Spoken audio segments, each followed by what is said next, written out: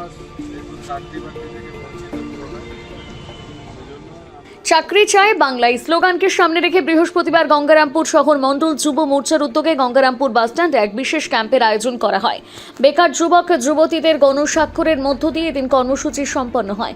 কর্মসূচিতে উপস্থিত ছিলেন দক্ষিণ দিনাজপুর বিজেপি জেলার সভাপতি স্বরূপ চৌধুরী, জেলা সাধারণ সম্পাদক সিদ্ধার্থ সরকার, গঙ্গারামপুর শহর মণ্ডল যুব মোর্চার সভাপতি কুশল দত্ত চৌধুরী সাহেব, অধিকারী সৌরভ মল্লিক রায় সহ অন্যান্য নেতৃত্ববৃন্দ।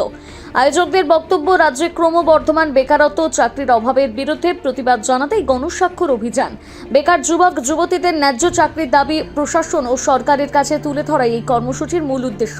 এই বিষয়ে জেলা বিজেপির সভাপতি স্বরূপ চৌধুরী জানান, দেখুন, আমি স্বরূপ চৌধুরী, দক্ষিণ দিনাজপুর জেলা ভারতীয় জনতা পার্টির সভাপতি। আজকে আমাদের এই দক্ষিণ দিনাজপুর জেলার যে যুব মোর্চার টিম, আমাদের মণ্ডল সভাপতি কুশল দত্ত চৌধুরী সহ জেলা সাধারণ সম্পাদক সিদ্ধার্থ দা এবং সৌরভ মল্লিক রায় সহ পুরো টিম আছে, আমাদের আছে সাহেব আছে, আরও পুরো টিম আছে। এখানে গঙ্গারামপুর বাস স্ট্যান্ডে আমরা আজকে জমায়েত হয়েছি। এখানে মেনলি যে পশ্চিমবঙ্গের যুব সমাজ যারা চাকরি বাকরি থেকে সম্পূর্ণ বঞ্চিত, এখানে টাকার মাধ্যম দিয়ে কোনো চাকরির সুযোগ হয়, কিন্তু সেই ক্ষেত্রে যুব সমাজ বঞ্চিত কিছু তৃণমূলের যারা অর্জন পোষণ করে সেই রকম কিছু হয়ে থাকে, তাদেরও সংখ্যা খুবই নগণ্য।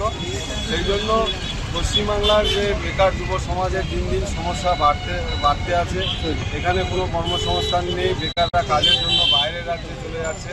আমরা দেখছি MA করা, BEd করা অনেক ছেলে মেয়ে আর রাস্তায় টোটো চালাচ্ছে।